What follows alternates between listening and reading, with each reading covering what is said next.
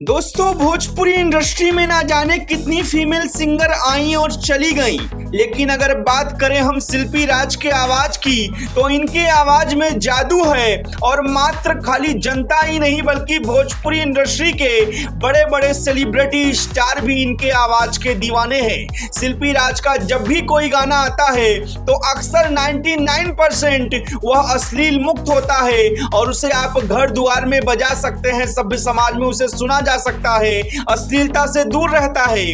अब ऐसे में ही शिल्पी राज का एक सोलो सॉन्ग आया हुआ है जिसका नाम है सौतनिया संगे बजरिया में। जी हाँ दोस्तों, अक्सर ऐसे ही गाने गाती हैं शिल्पी राज ताकि टाइटल ही देख के लोग गाना बजाने में मजबूर हो जाएं। और अब यह सौतनिया संगे बजरिया में क्या धमाल मचाएगा ये तो वक्त ही बताएगा, लेकिन आपको बता दें कि यह गाना रिलीज किया गया है त्रिमूर्ति म्यूजिक वर्ल्ड से और यह गाना कुछ ही समय में लोगों को खूब पसंद आ रहा है। बात करें लिरिक्स की तो इस गाने को लिखा है सोनू सरगम आरा ने, इसमें म्यूजिक दिया है विक्की बॉस ने और इस गाने के वीडियो डायरेक्टर हैं आशीष सत्यार्थी। और आपको बता दें कि इस गाने में 4 चांद लगा रही हैं एक्ट्रेस नेहा सिंह। आप यह गाना देखेंगे तो इस गाने को स्किप नहीं कर पाएंगे, पूरा ही देखना पड़ेगा जैसा कि मेरे साथ हुआ।